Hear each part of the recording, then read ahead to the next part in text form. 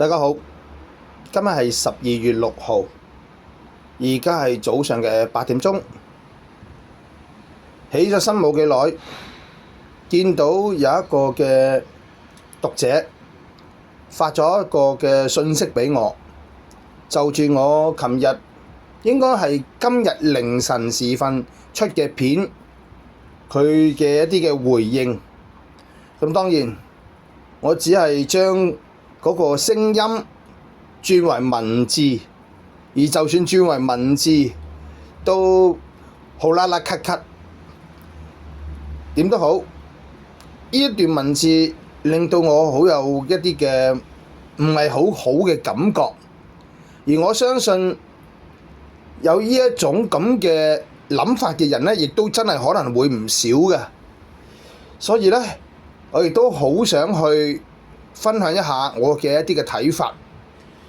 嗱，我之前咧就同大家講過，對於呢一次嘅雲福苑事件，我有啲嘅諗法，可能真係會幾踩邊嘅。點解呢？嗱，大家見到呢一篇文章到底係講啲乜嘢嘅呢？佢話俾大家聽，睇過你篇文，但係我都覺得星期日我係唔會去投票㗎啦。點解啊？因為屈小姐即係屈穎妍嗰篇文俾人抽起咗。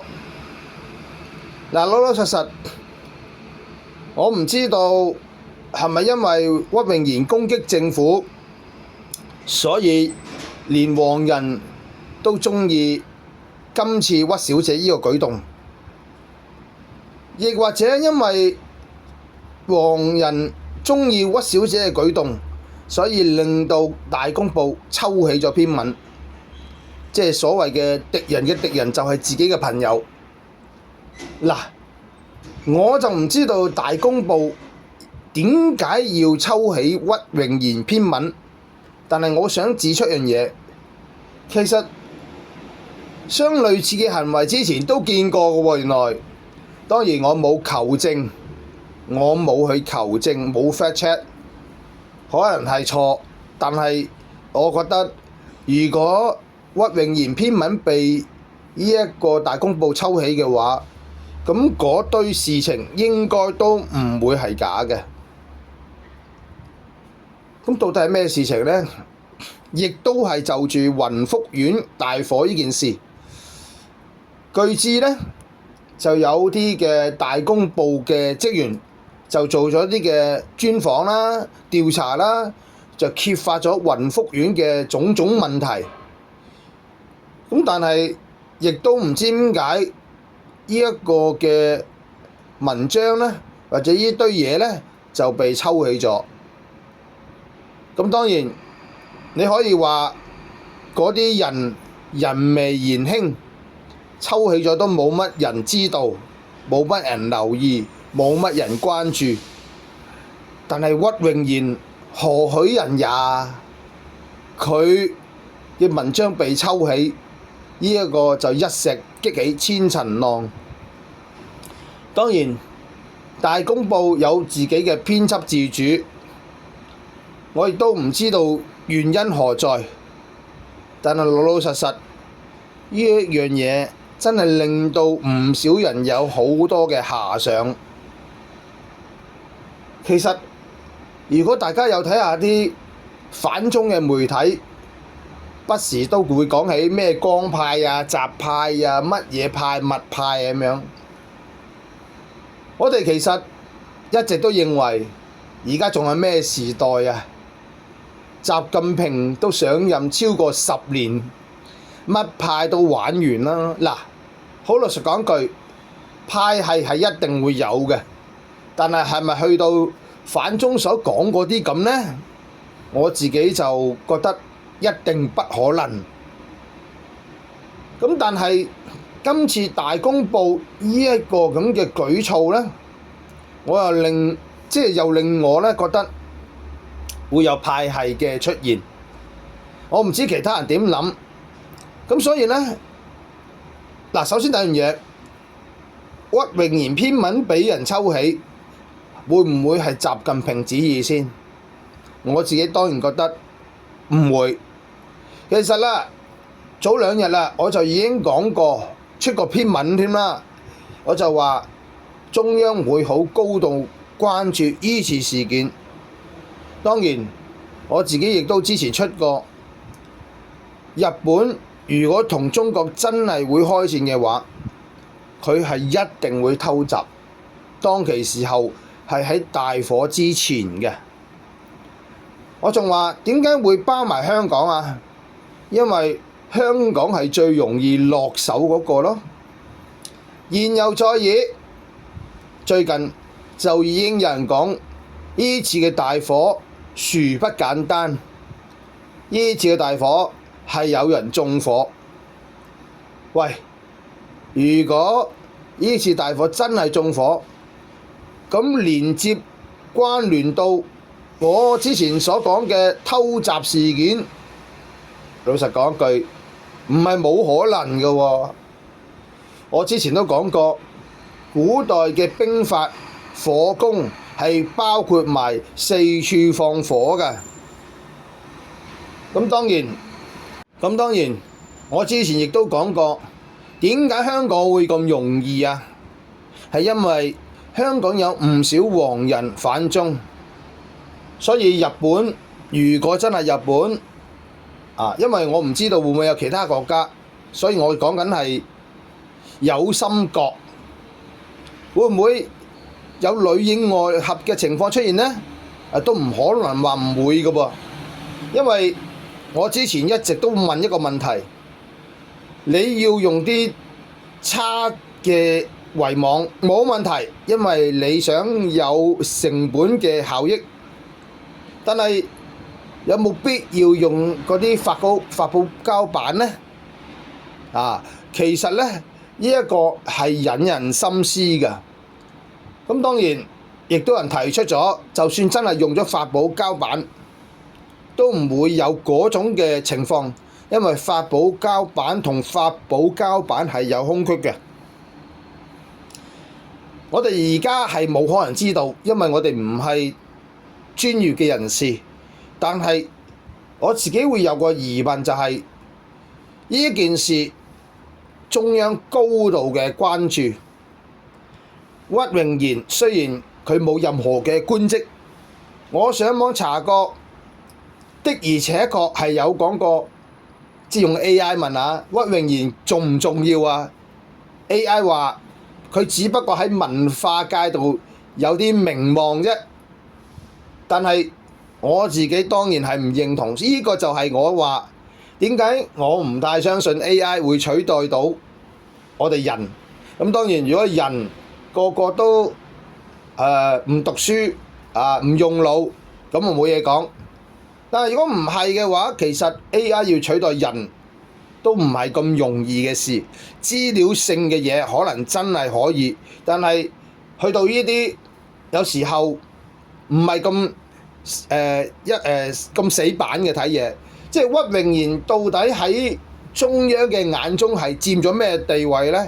我覺得係高嘅，所以我當其時先係話陳穎欣係一定可以出選嘅。我當其時講係出選，佢選唔選到另一回事。好啦，例必要講啦，陳穎欣呢就屬於新界西。新界西咧就有5位參選人，2個民建聯，1個新民黨，1個唔知乜嘢黨，但係都係啲政黨嚟嘅。咁我就先將佢哋嘅名字同大家講講。一個咧就係唔知咩黨嗰個咧，就係莫以琪。呢個莫以琪咧，據知就係肥仔傑之前嘅女朋友嚟嘅。咁另一個呢，就係張文嘉，應該係張文嘉，我唔知係張嘉文定張文嘉，一時醒唔起，就係新民黨嘅。咁另外2個就係民建聯嘅人，我覺得就一個係正，一個係副。副嗰個呢，嗰張 poster 呢，你見到係好細隻字提到民建聯。呢一個女仔呢，就叫做盧婉婷，另一個呢，就叫做郭芙蓉，咁最後一個就係陳詠欣啦。咁啊5個講晒啦，唔使再多講啦。我當其時就講過，有好多人呢就唔中意陳詠欣，唔理點樣都好。總之呢，當其時我指出，我見到屈穎妍係盛讚陳詠欣之後呢，嗱佢唔係特登為陳詠欣講啊，佢只係出個節目講陳詠欣，講起陳詠欣啫。咁當咁樣嘅話呢，我就認為已經係一種嘅加持啦。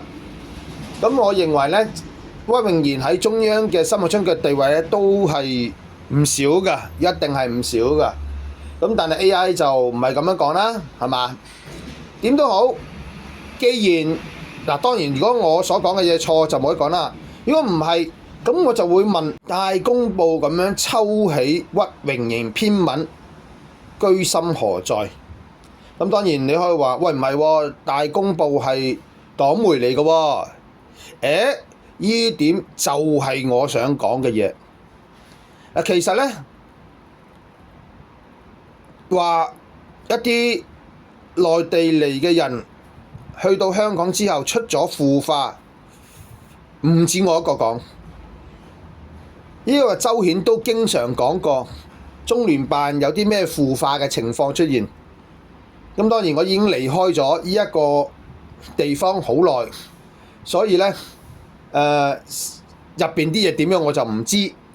不過就算你真係喺度做，都未必會清楚嘅。但係點都好，我只係想講就係，我會問一個問題，到底係咪山高皇帝遠呢？嗱，所以呢，我自己會有啲嘅疑惑，就係會唔會有啲人喺未來嘅時間呢係會被清選嘅？因為佢哋似乎係同中央嘅路線係不同。老老實實我都唔講其他嘢，我淨係講今次嘅立法會選舉。啱啱頭先嗰位朋友就已經講咗啦，因為屈穎妍篇文被抽起，佢好嬲，所以佢今屆嘅立法會唔出嚟選啦。嗱，可能有呢一種諗法嘅人唔少㗎喎。我自己就唔知叫唔叫做豬隊友啦，但係我都會覺得會唔會有啲人係有心嘅呢？嗱，呢一點有心呢個字呢，係我一直都用喺香港嘅某啲人身上嘅。咁老老實實，因為而家嗰個嘅環境啊，即係唔係話國安法嘅問題，係有啲人有問題，所以呢，我哋嘅用字呢都係相對要小心啲。不過我諗我唔講得咁明，你都明嘅係咪？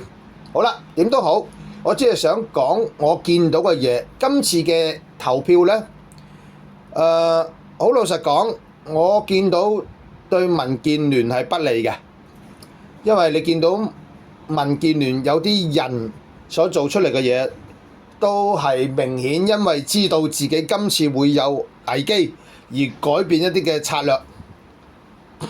咁至於話對新民黨呢，新民黨當然係有危機嘅。咁但係因為有咗民建聯呢一個新嘅問題，新民黨嘅危機唔知會唔會得以改善啊？不過我自己都覺得，如果個區係有民建聯又或者新民黨嘅話，咁嗰個參選人佢應該呢都會係比較冇咁擔心。咁啊點都好，今日呢就係我因應住嗰位網友嘅一啲嘅留言而呢係作出一啲嘅分享嘅。你認同我嘅就多謝你，不認同或者任何意見歡迎喺下面留言，亦都希望大家 subscribe 點讚撳個啷啷講傳多啲俾人。再見。